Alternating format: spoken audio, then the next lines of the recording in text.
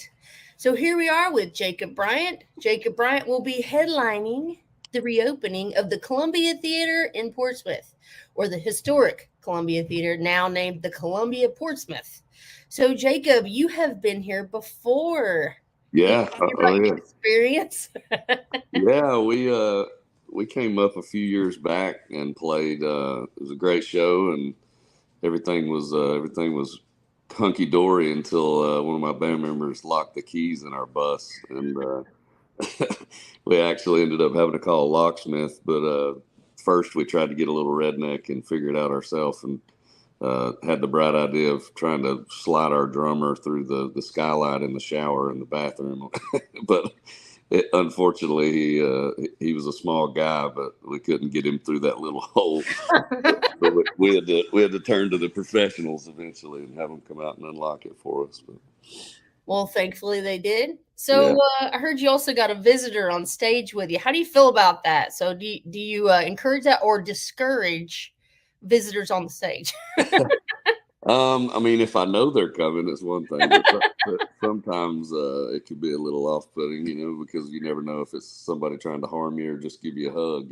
But Right. I mean, we've had anything from a drunk guy throwing a beer bottle at our head to Well, that ain't people cool. people bum rushing us on stage to get a hug or something. So we're uh we're a little seasoned to it, I guess, at this point. So no bum rushing Jacob or his bandmates on stage. Thank you folks in advance. All right.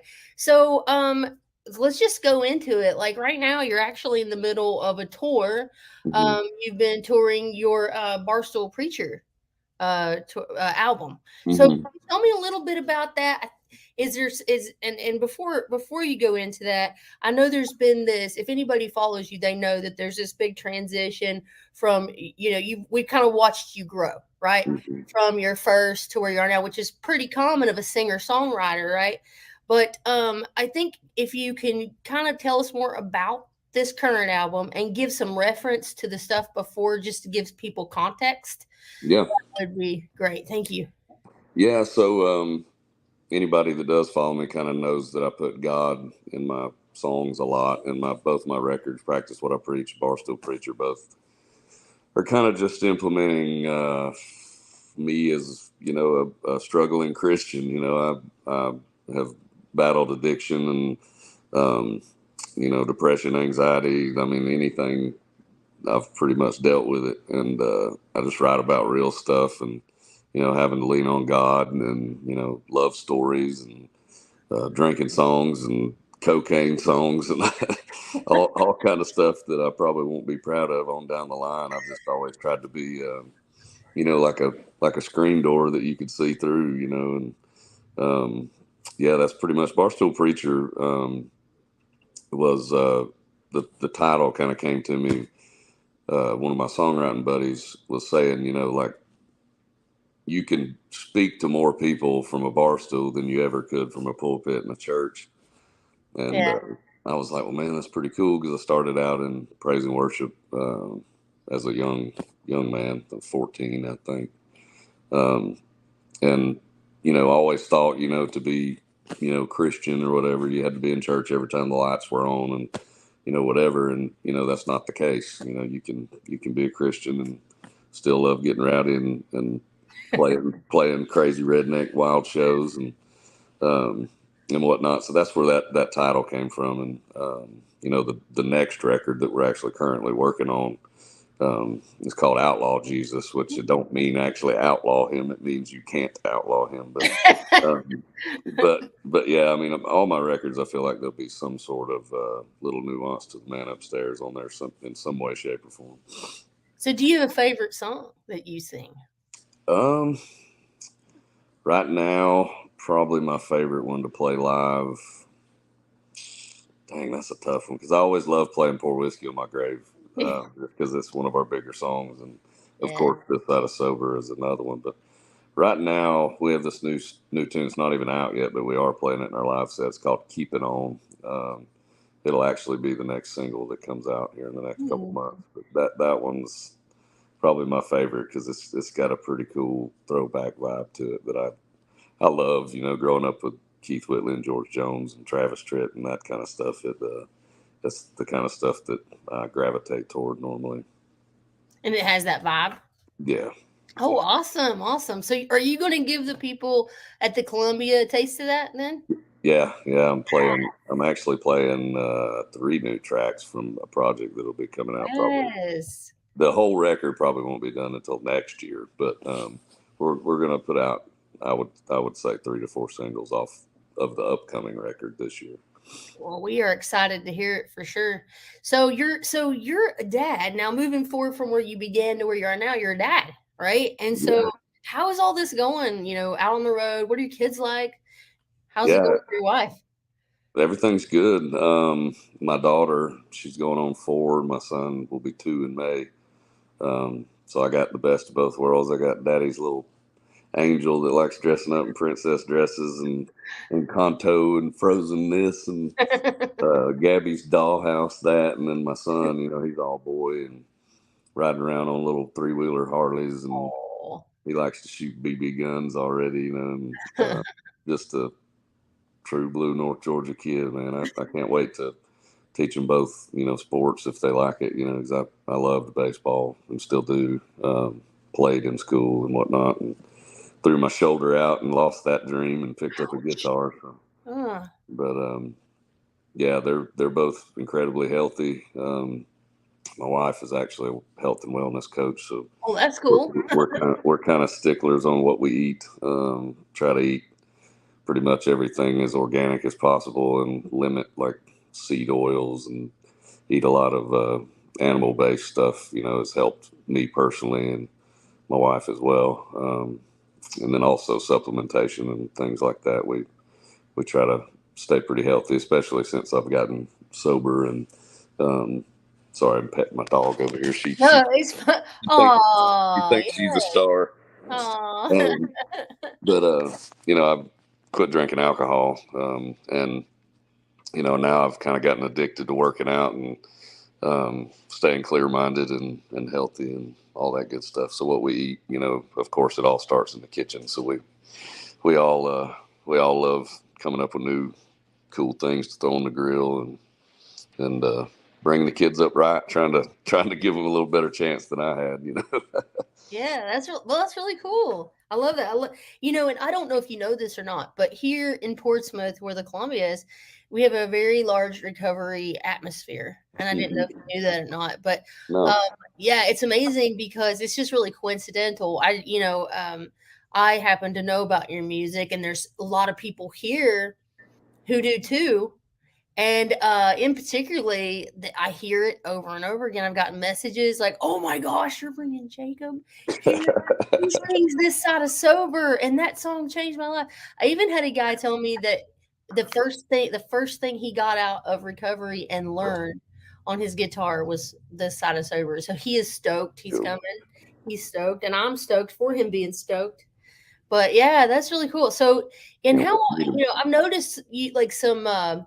You have a TikTok, and that's what it was. It was where I saw that at. You did that on your reels, and I saw people that will record themselves being, their little journey and share it with you because your song inspired them so much. So I think that's really cool, and I think that there's people that are not recovered that enjoy listening to your music too. But here, there's that background, and you'll see a lot of those people there probably as well. So, I get Pour Whiskey on My Grave. They're like, yeah, Pour Whiskey on My Grave. That's rough. It's rocks, that one too. So I'm really excited.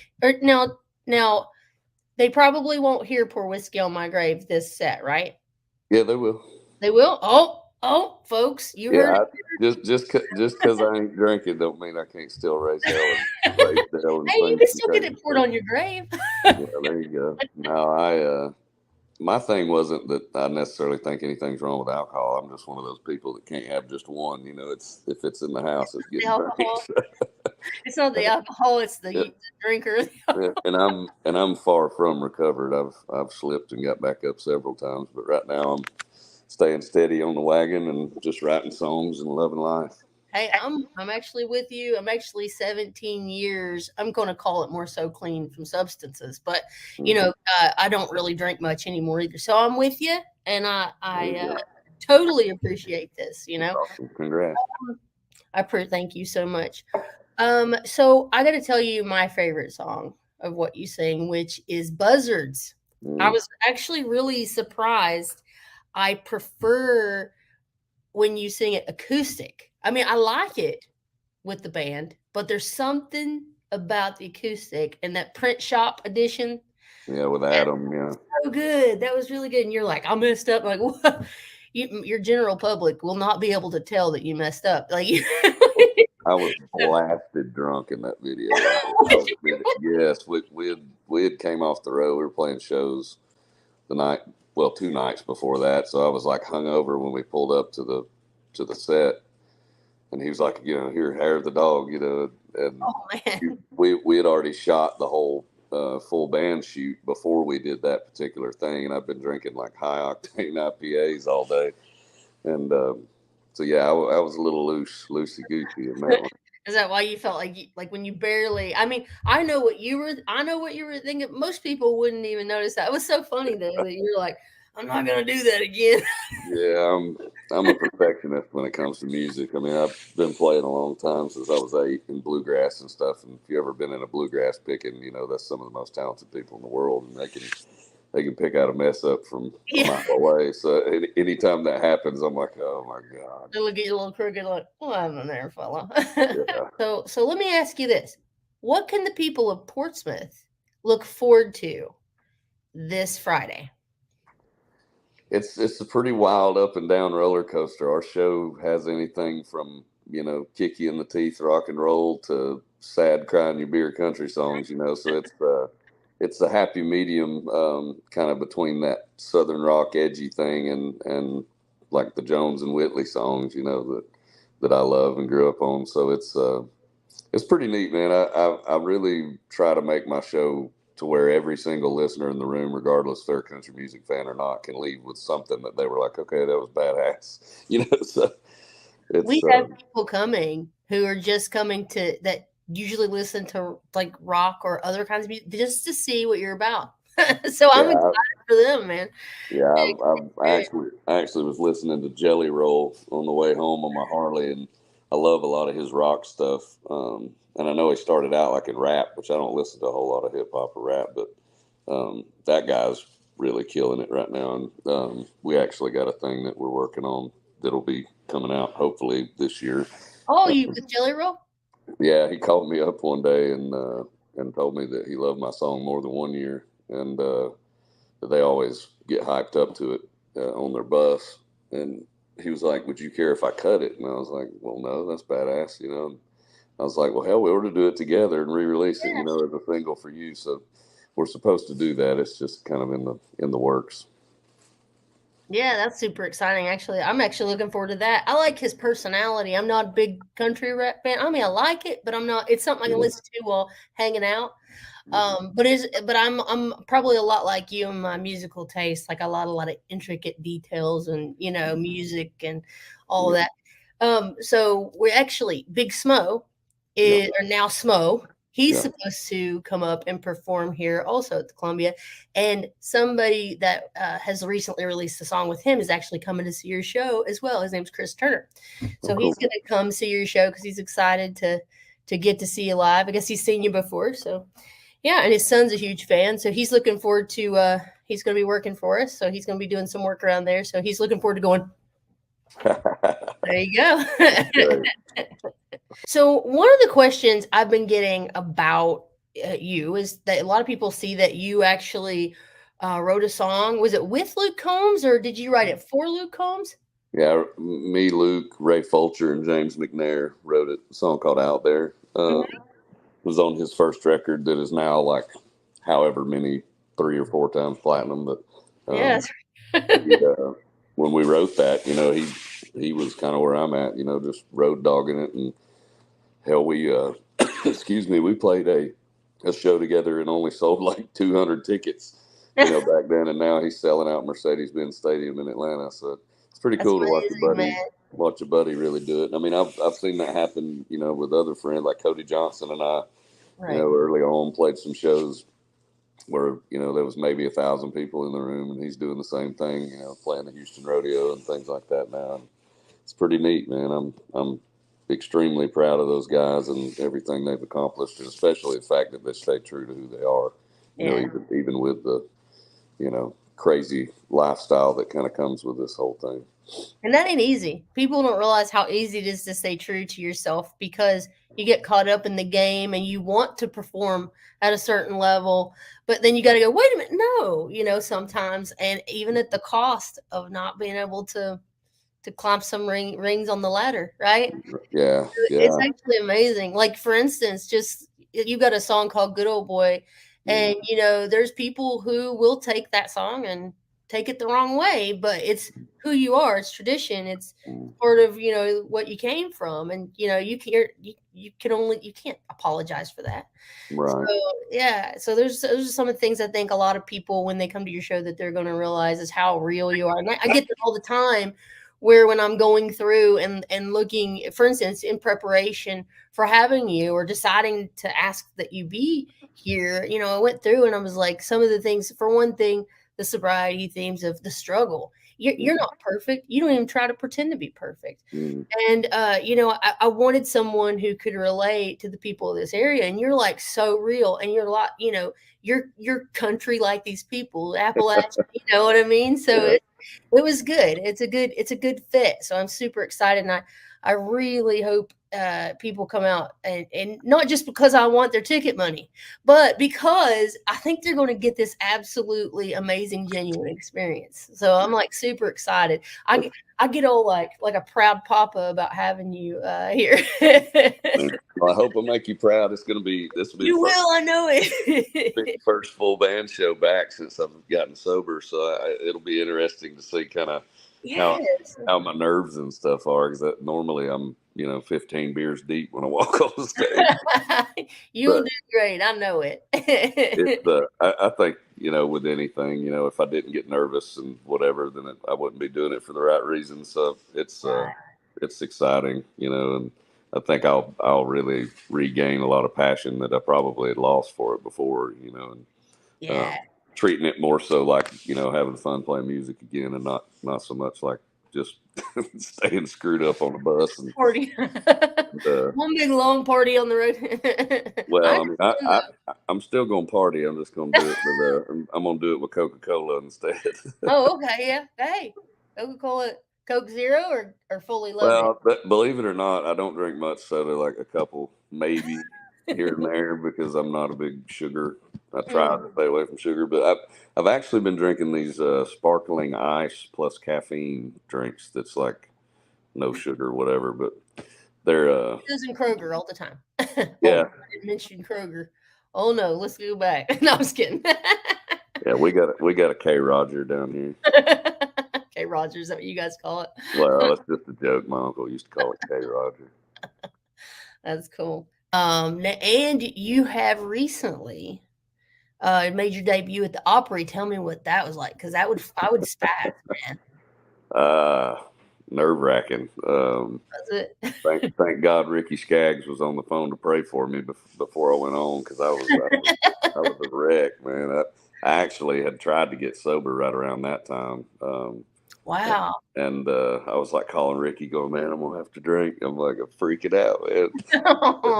He was like, no, you got it. He's like, you got it. He's like, you're meant to be there. He goes, just walk up in that circle and let the music take control, and I did. And it's kind of funny because I tell people I barely remember even playing, and I was, dead sober, and I ended up getting a double standing ovation. And some of the people that run the Opry came up to me side stage afterwards and was like, that don't really happen much.